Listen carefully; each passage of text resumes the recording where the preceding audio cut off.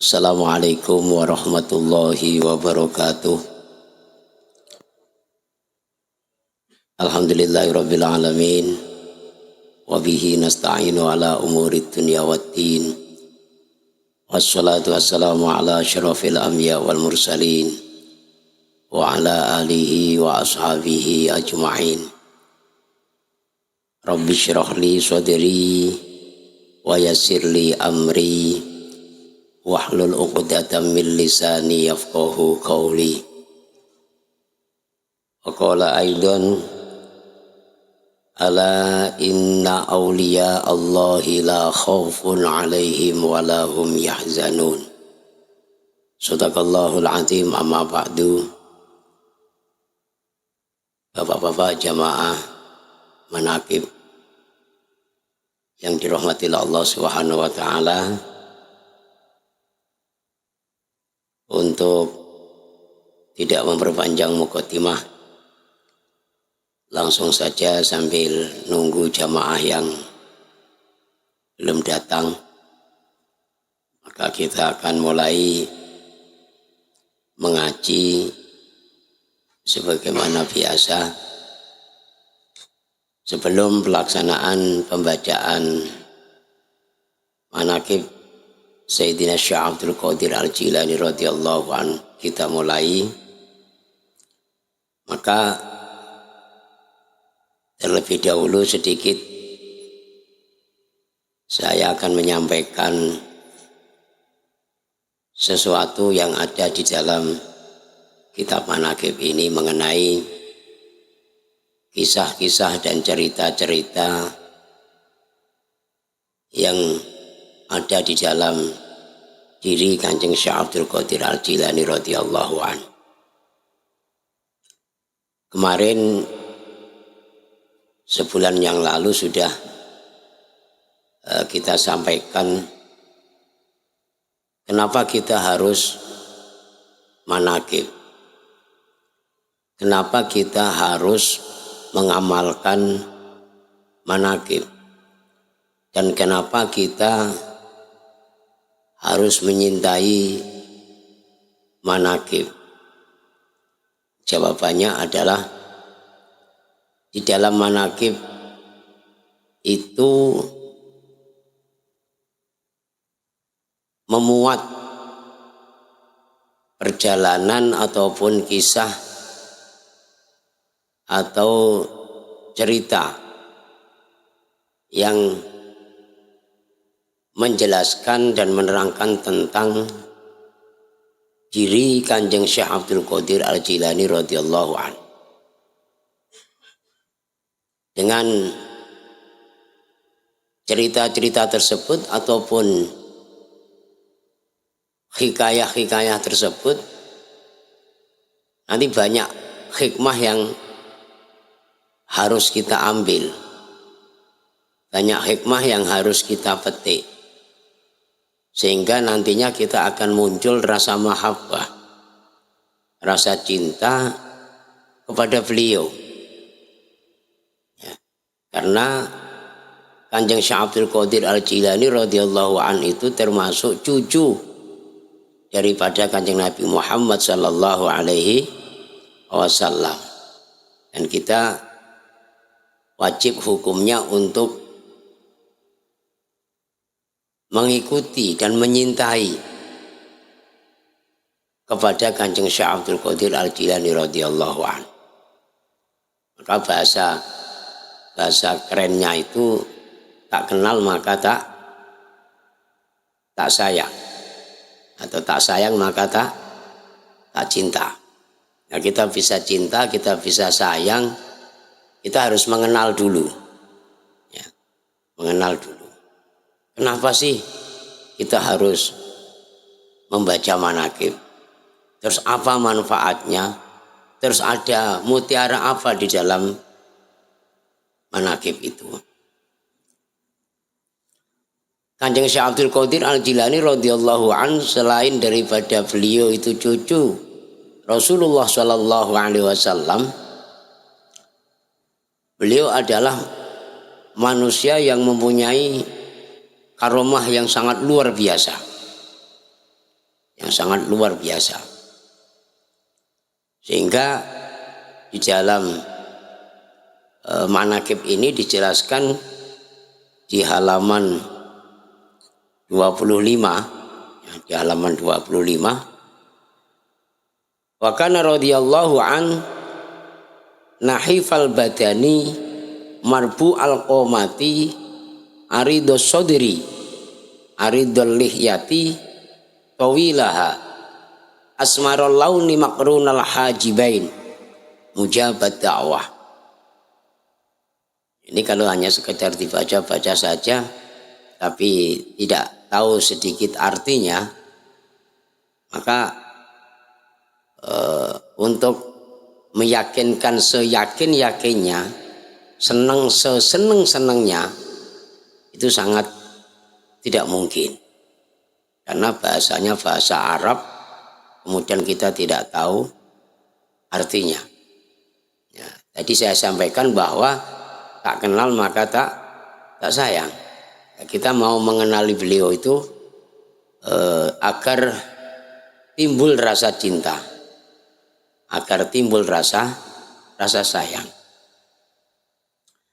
Kanjeng Syekh Abdul Qadir Al-Jilani itu apa namanya ya, geografinya, kalau bahasa Jawanya itu dedek piadeke apa? Bahasa Indonesianya apa? Karakter orangnya. Oh, misalnya Pak Puji, orangnya itu segede ini, ya. Kemudian gemuk. Kemudian orangnya itu santun, apa namanya? Oh, profilnya ya. Jadi Kanjeng Syekh Abdul Qadir Al-Jilani radhiyallahu an itu profilnya adalah nakhifal badani marbu al-qomati aridos sodri aridul lihyati tawilaha asmarul launi makrunal hajibain mujabat dakwah. Ya, tidak saya baca semua, ya, sedikit-sedikit saja. Ya. Intinya Kanjeng Syekh Abdul Qadir Al-Jilani itu ringan badannya. Kalau kita lihat di sini bukan gemuk, besar perut, bukan. Ringan badannya itu kayak macam Pak David. Oh, itu ringan badannya ya Pak ya. Berapa kilo Pak? Wah, 40. Umurnya 70. Wah, ya maklum lah ya.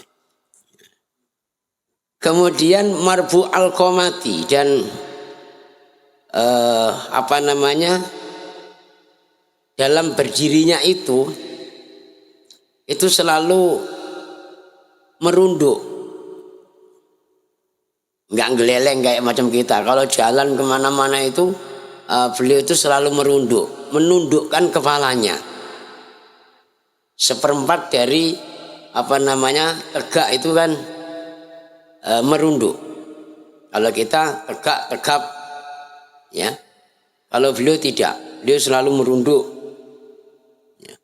Itu melambangkan bahwa keilmuan yang beliau miliki itu bisa membuat beliau menunduk di hadapan Allah, juga menunduk di hadapan manusia. Itu Pak. Itu profil beliau. Beda dengan kita. Makanya kita biar biar bisa mengikuti jejak digital beliau. Jangan kita pengamal manaqib, tapi gaya kita geleleng ya, geleleng atau sombong. Jalan kemana-mana selalu geleleng, ya. Sehingga itu membuat diri kita mempunyai sifat sombong, sifat takabur. Ya. Sama orang aja sok-sokan, ya, tidak mau merunduk. Kalau Kanjeng Syekh Abdul Qadir Al-Jilani radhiyallahu an tidak.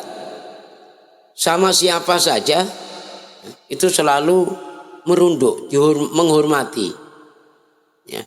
Bahkan dengan orang miskin semiskin-miskinnya, beliau selalu merunduk, menghormati, menghargai orang tersebut.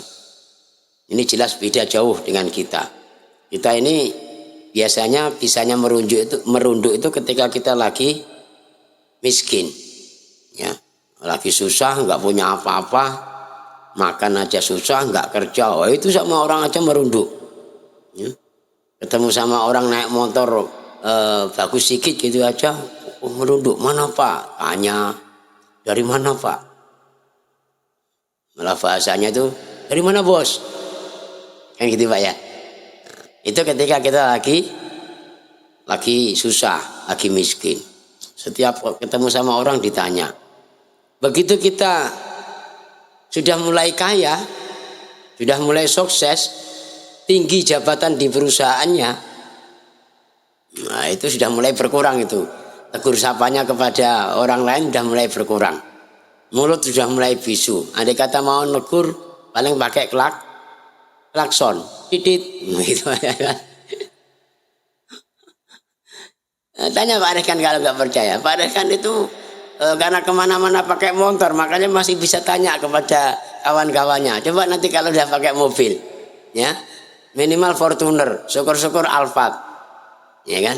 Wah itu sudah nggak mungkin Alphard itu apa kaca pintunya itu terbuka terus, nggak mungkin. Mana tahu nanti ada Pak Widoko liwat, atau Pak Puji simpangan sama Pak Puji, atau simpangan sama Pak David, mana tahu lah, itu nggak mungkin.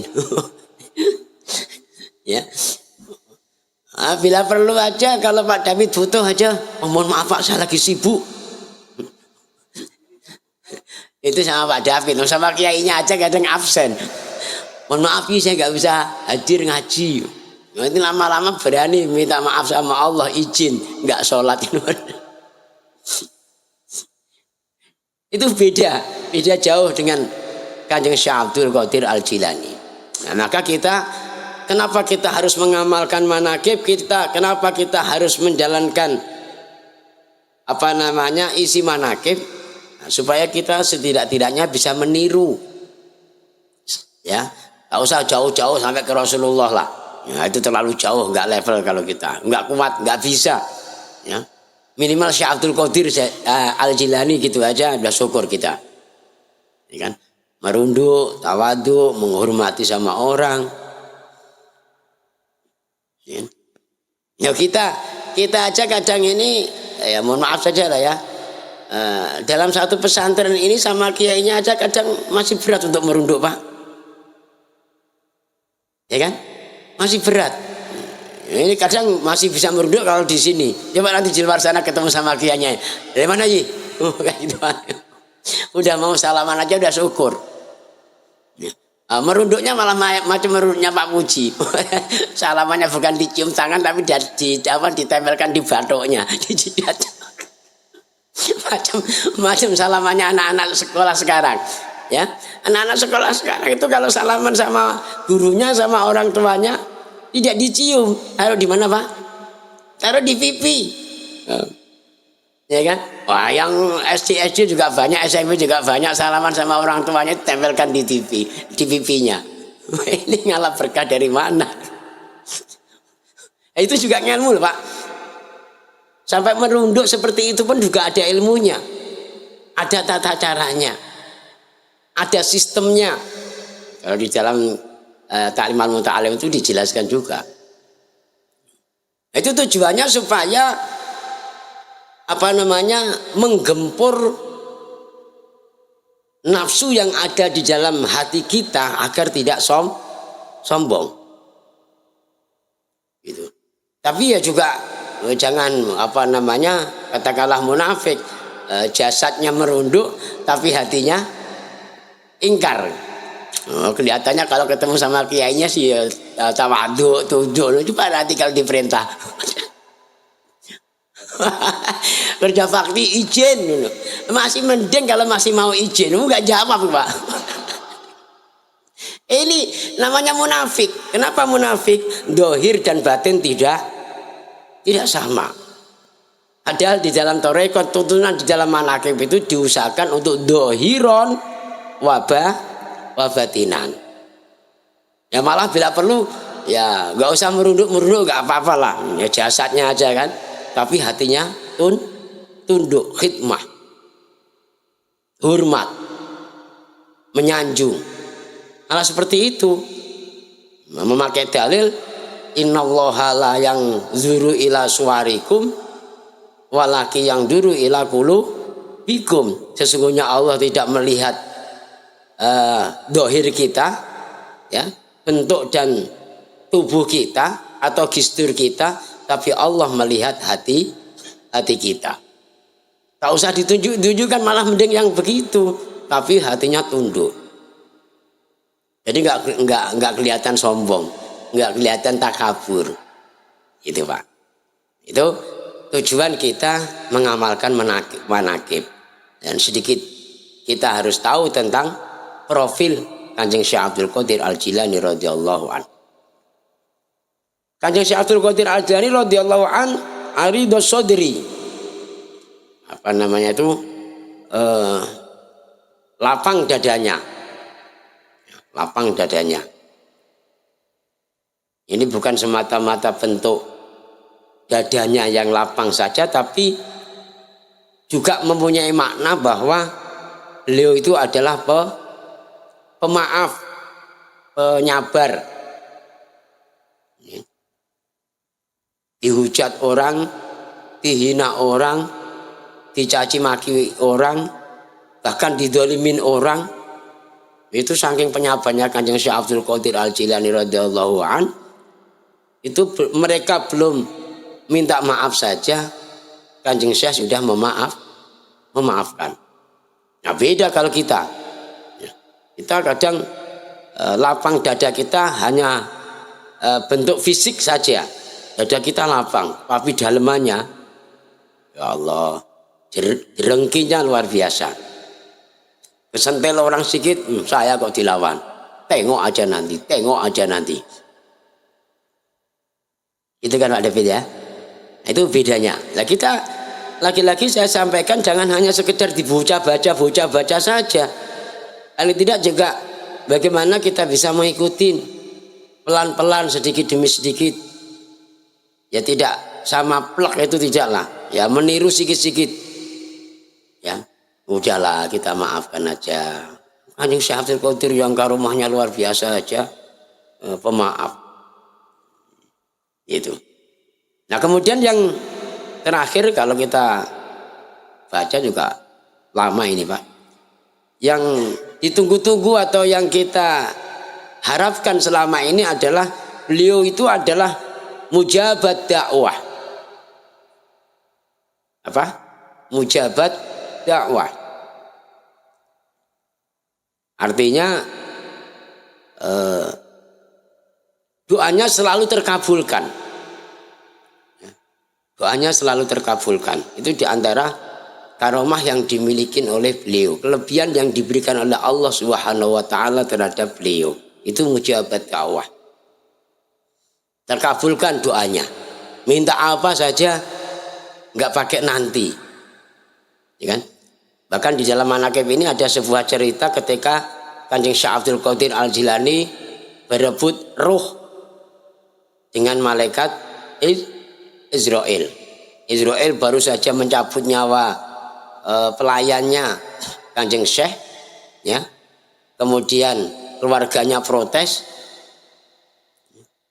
Kenapa Kanjeng Syekh tidak minta sama Allah agar keluargaku ini diberikan panjang umur? Kalau bahasanya ditantang-tantang lah sekarang. Cobalah buktikan Kanjeng Syekh. Kalau mangko betul-betul walinya Allah, dekat sama Allah, mintalah sama Allah supaya keluargaku ini diberikan panjang umur agar selalu khidmah dengan engkau wahai Syekh Abdul Qadir. Ya spontanitas saat itu juga Kanjeng Syekh Abdul Qadir Al-Jilani radhiyallahu an langsung menghadap Allah sebelum berjumpa dengan Allah, menemuin dulu malaikat Israel. Sehingga nyawa yang dibawa oleh malaikat Israel yang akan dihantarkan, yang akan diajukan kepada Allah, itu diminta dulu sama Kanjeng Syekh Abdul Qadir. Kata Israel, wahai Kanjeng Syekh, kenapa engkau meminta nyawa ini? Sementara saya diutus oleh Allah untuk mencabut nyawa pelayan engkau, wahai Kanjeng Syekh. Itu nyawa pelayanku. Saya sudah minta sama Allah dan diberikan oleh Allah. Akhirnya berebut. Setelah itu malaikat Israel kalah, nyawa dikembalikan lagi kepada pelayannya lagi. Itu diantara karomah yang dimiliki oleh Kanjeng Syekh Abdul Qadir Al-Jilani radhiyallahu an, mujabat dakwah, selalu terijabah doa-doanya. Maka saking mustajabnya doa beliau, ya, di halaman berapa itu? 33, ya, di halaman 33 beliau berpesan demikian, wa man tawassala bi fi hajatin qudiyat hajatuh, ya, halaman 33 barisan nomor 1 2 3 4 5 dari atas. Wa man tawassala bi fi hajatin qudiyat hajatuh. Barang siapa yang mau bertawassul, berwasilah denganku fi hajatin, dalam satu hajat, qudiyat hajatuh, maka aku penuhi apa yang jadi hajatnya. Nah, ini yang kegiatan yang kita laksanakan setiap malam tanggal 11 bulan Hijriah, ya. Kita melaksanakan rutinan pembacaan manaqib dengan harapan bertawasul kepada Kanjeng Syekh Abdul Qadir Al-Jilani radhiyallahu an, ya, atas keinginan dan hajat kita bersama. Hajat kita apa saja? Ya, pengen laris jualannya, pengen ningkat gajinya, pengen apa lagi?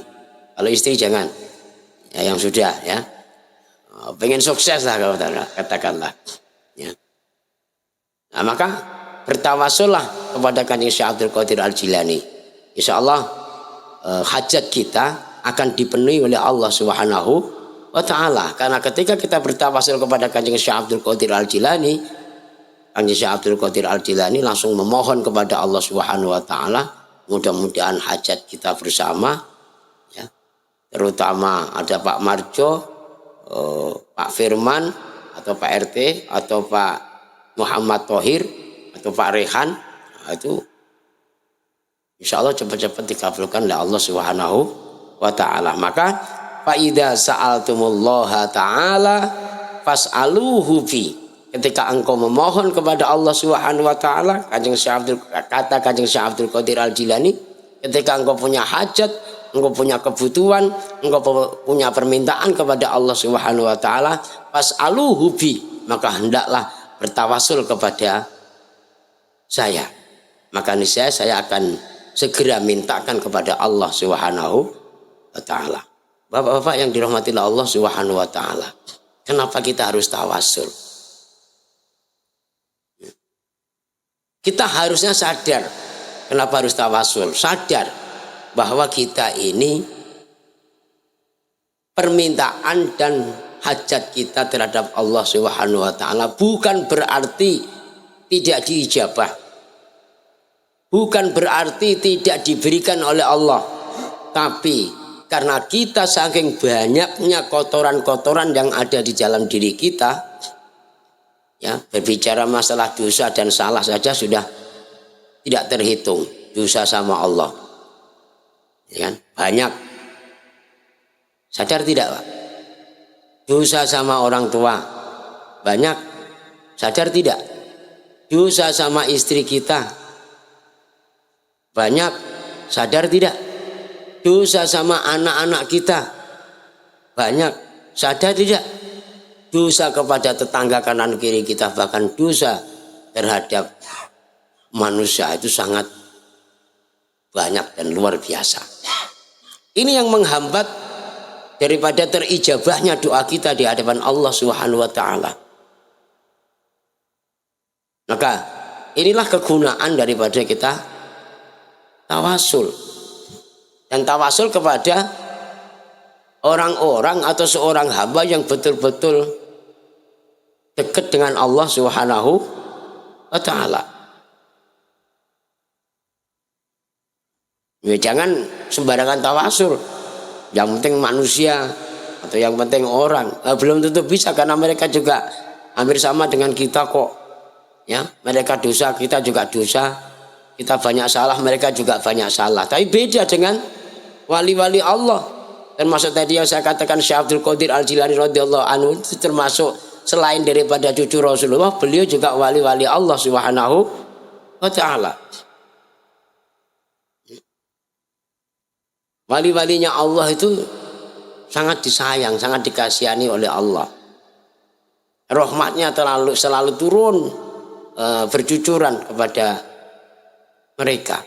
Sehingga rahmat yang sudah banyak diberikan oleh Allah kepada mereka, ketika kita mengharap rahmat dari Allah yang ada di dalam diri wali-wali tersebut, itu akan tumpah, akan berceceran kepada kita.